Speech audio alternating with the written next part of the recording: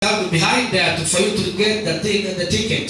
Ibyo biri budufashe rero, that will help us nitujya gusohoka na bya bindi by'amatike hanze birabyarangiye. After we going out, we will be finishing all things of getting transports. Tuze gukora cya gikorwa tuziranye ukiba. We will do the other action we had as a separate. Tukiziranye hose. Hallelujah. Biriya byose biraba bimaze kurangira. All of that will be finished. Ubwo pastor n'amaze gufata impano agashyiraho n'agatiki wabihereza simuzi, ubwo duhite dutangura kuri cya gikorwa cyacu duhuriye. Yeah, after receiving us, let's go quickly to do the other action. Icyo gikorwa nicyo kiri busoze gahunda. Meaning that the action, that's the last action we'll do here. Imana ibahereze umugisha. May God bless you abundantly. Hanyuma rero reka n'umunsi wa nyuma muri bunyihanganire. It's the last day, bear with me. Ndi busabe abashyitsi baturutse muri Tanzania cyangwa se abatanzania nyirizina. I will request guests from Tanzania in general. Bongere bahagarare hano imbere. Let them stand here.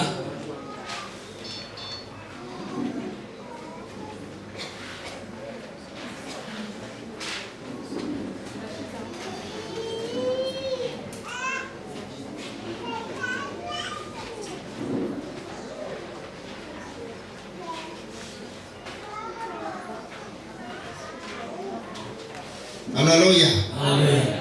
Yes, ashimwe. Praise the Lord. Protokoli tugomba kubanza tukumvikana ku kantu nyine biriya bibaho. Nabo protokoli n'ujya ubona ko gukorera nase. Hari ako bakosheje bagahita bagakosora. Narisabye abapasiteri wachungaji kutoka Tanzania. I was requesting pastors from Tanzania. Kwa timu yote na vijana. All the team and the younger men. Wakasimame wakafunge mkono.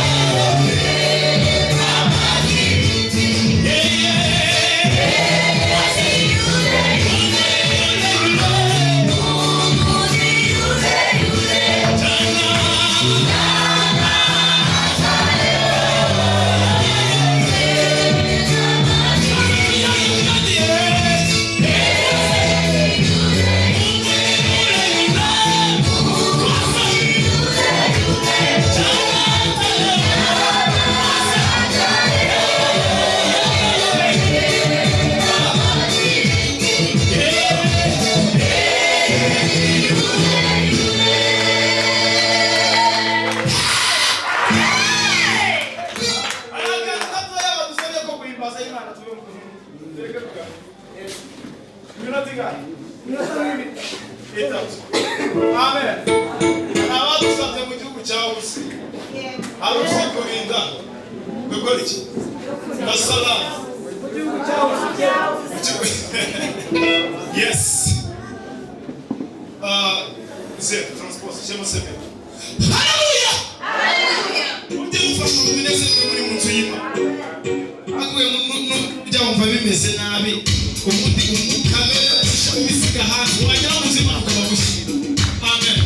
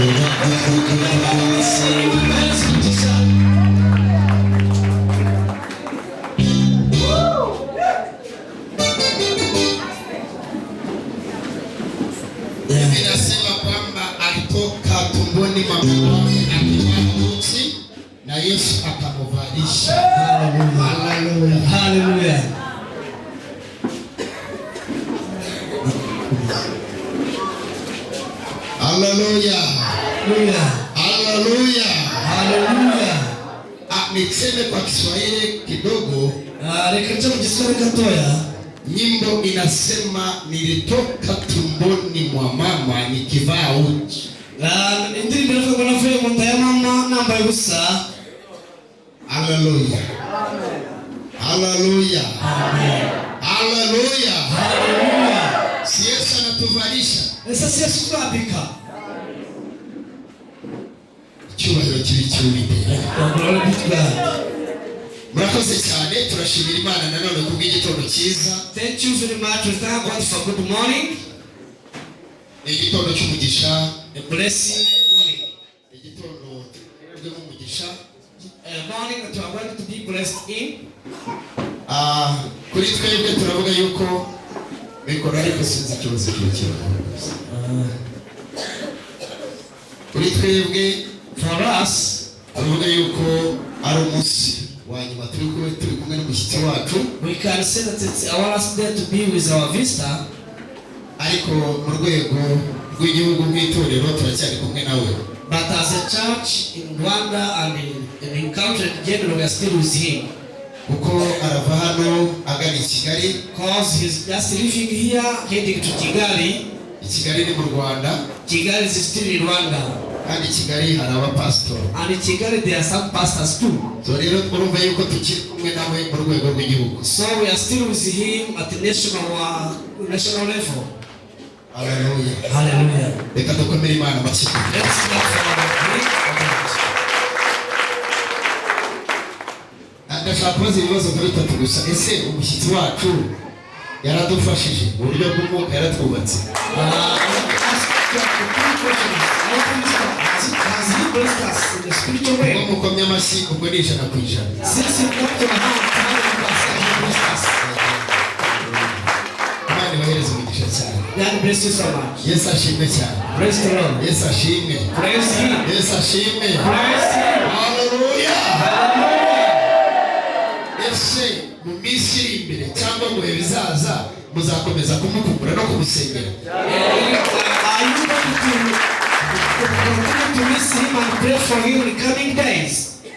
100% niko bemeje. 100%, that's how they confirm. Amen. Amen. Icyanyuma, Lastly, ese turamuhereza ikaze azagaruke cyangwa azatuzanira abandi? are we going to together with another team? 100% niko bemeje ngo azagaruke. That's 100%, they confirm that you come back together with the team. Ikibazo cyabasaga ngo ese azagaruke cyangwa azatuzanira abandi bashyitsi?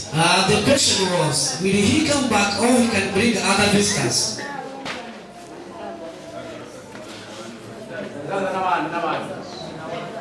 Oya. Nabashije ubwenge. Azagaruke. Azagaruke. Azagaruke. Amen. 100% wemeza ko ari uzagaruka. 100% will come back. Mutubwirire ngo itorero n'abashumba bo mu Rwanda, Church and the pastors of Rwanda bagize icyifuzo cyo kugusaba yuko wazagaruka kubigisha. they have a desire to let you come back to teach them again. Ibyo ni byo bamusabye. That's why they requested. Ubwo ngubwo ari busubize. I think he will reply it later.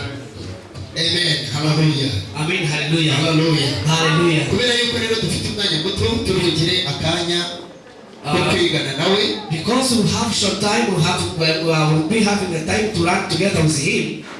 Turi bwigane nawe. We are going to learn together with him. Turi musiga akanya yuko atugezaho impano ye uburyo bw'ibifatika. We leave a time for him to give a gift. Kandi dukeneye ko izi gahunda zose zihura na saa sita. And you want this program to meet with midday. Hallelujah. Hallelujah. Ku bijyanye n'amatike ari buhabwe abantu, Regarding of transport to the pastors, kugira ngo duhuze igihe, for us to catch up time, habayeho twagombye kuba twabikoze mu gitondo mbere. we have done it to be in the morning, ariko hari ataravungishwa kiri mu madolari. but there are some that we never exchanged. Rero turafata buri rutonde rw'abaje, So we get the list of those that attended, amatike yabo yose, all the transport, tuyahereze pasiteri ubayoboye. Will be submitted to the pastor that is heading the team. Hanyuma we aze kugenda yabashyikiriza kuko amazina n'urutonde turarufite. And he will be distributing according to the list they shared. Kugira ngo tuze kwihuta. For us to be quick. Hanyuma impano umushyitsi ari budushyikirize. So the gift the guest will be giving us. Nazo ziraba zibazwe. They are counted. Hanyuma umushyitsi ajya zifata n'ubundi dusoma umuyobozi w'itorero we uzakira. And the guest will be holding it and will call the leading when the person is leading the team to come and receive the gift. Ubwo azajya yifotozanya n'umuyobozi w'iyo kipe. For him to get a picture with the guest and the gift. Ibyo turabikora kugira ngo twihutishe igihe. We do it for us to catch up time. Hanyuma munyemerere rero nshimire buri muntu wese witabiriye gutangira ndetse akabashoje. Allow me to thank everybody who started at the wedding dance conference. Ni ibihe bigoranye, ni ibihe byo gusarura kuri bamwe. It's a hard time, a hard of harvesting in Rwanda. Kandi biracyarihe n'ibihe by'imvura n'ubundi yangiza imyaka mu murima. Still the rainy season which destroys the crops and garden. Rero kuba warigomwe ukarekera iyo myaka mu mirima wenda Imana ikayirinda kugira ngo itangirika. But for you to choose to let the crops to remain in the garden and you come to attend the conference, ukabana natwe iki cyumweru hano, you stay the whole week here. Reka mbasabe twese twikomera amashyi. Let's clap our hands. Imana ibahereze umugisha. May God bless you. Mwarakoze cyane. Thank you very much for kandi coming. nzakomeza kubazirikana njye ubwanjye. I'll continue to be with you, I myself. Umushyitsi wari bubyivugire ariko nawe nkeka nawe nuko azakomeza kubazirikana kuko yarabishe. I think the guest he will speak it on his behalf because I think he joined us too. Reka rero twe gutwara igihe nidutangira gusoza tugiye mu gihe cy'impano. Let's not take our time as we are waiting up by time of giving out the gifts. Abashumba bahagarariye amatorero baze kuba bari hafi bataza kujya kure. Pastors that are leading the churches and group the pastors are here, don't go far. Kugira ngo umushyitsi aze kubashyikiriza impano So that the guest will be submitting the gift to you. Pasiteri umaze gufata impano iturutse ku mushyitsi. The pastor who believes after receiving the gift from the guest. Ahari wibike niwe uhazi ariko aze gukomereza umwana w'umukobwa kugira ngo asinyire n'itike y'abantu be. You know where you keep your gift and you continue to go to look the girl behind there for you to get the ticket.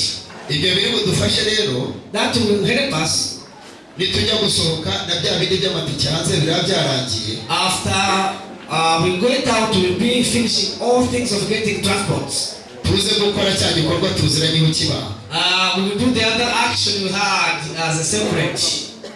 Tukiziranyeho se. Aren't we? Biriya byose biraba bimaze kurangira. All of that will be finished. Ubwo pasiteri nawe amaze gufata impano agashyiraho n'agatiki uwabihereza simuzi.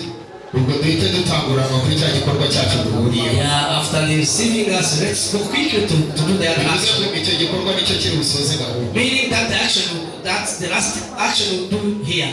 Imana ibahereze umugisha. May God bless you abundantly. Hanyuma rero reka ni umunsi wa nyuma muri bunyihanganire. It's the last day, will bear with me. Ndi busabe abashyitsi baturutse muri Tanzania cyangwa se abatanzania nyirizina. I will request guests from Tanzania in general. Bongere bahagarare hano imbere. Let them stand here.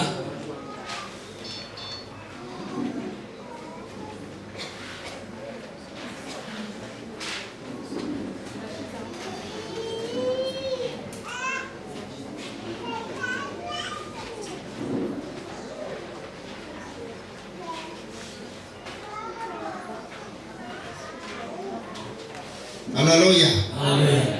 Yesu ashimwe. Praise the Lord. Protokoli tugomba kubanza tukumvikana ku kantu nyine biriya bibaho. N'aba protokoli n'ujya ubona ko gukorera na se hari ako bakosheje bagahita bagakosora. Narisabye abapasiteri wachungaji kutoka Tanzania. I was requesting pastors from Tanzania. Kwa timu yote na vijana. All the team and the younger men. Wakasimame wakafunge mkono kwa watu ili wawakumbuke. Let them stand and raise their hands to greet the church. Ndio muda wa kuaga day. Muda mwingine ni kupata ile picha ya makumbusho. The next time is just to take a picture for the remembrance. Hamuna muda mwingine wa kuaga kanisa. There is no any other time to meet with the church. Kwa hiyo sitawapa mic ya kuagana kwa kusema kwa neno. I will not give you a microphone to speak. Taomba mtaga kwa ile ya kwetu ya Kristo. I request you just to wave to the saints. Wote watawapokea. And all they reply to you. Na wale ambao wako kwa kazi vijana watapunga mkono tu. And even those that are working here on camera. Moja mbili tatu tusimame turabache bahabundo batusezere bakoreshe kibiganza gusa. Abapasiteri baturutse Tanzania gusa. Pastors from Tanzania. Batusezere bo bageze gutya ko nawe let's say to us like it is. Mwicare mu batusezere bo. Just say bye bye guys. Amen. Imana ibahereze umugisha cyane. May God bless you. Twibandishe kano gatoki gasina gasubira hano vuba vuba. Let's bring this topic here. Tugiye kwakira umwigisha wacu. We are going to receive our teacher. Icyambere twamugabanyirije iminsi yari ifite 5. First we reduced his days. He has 5 days. Turayikata tumusigirine. We cut them and we remain with his 4. None nine nayo amasaha nayo twarayakase. And in those 4 even we cut his hours. Turamusaba imbabazi ku bwinshi. We say sorry for that and forgive us. Kuko twamukase iminsi. First we cut your days.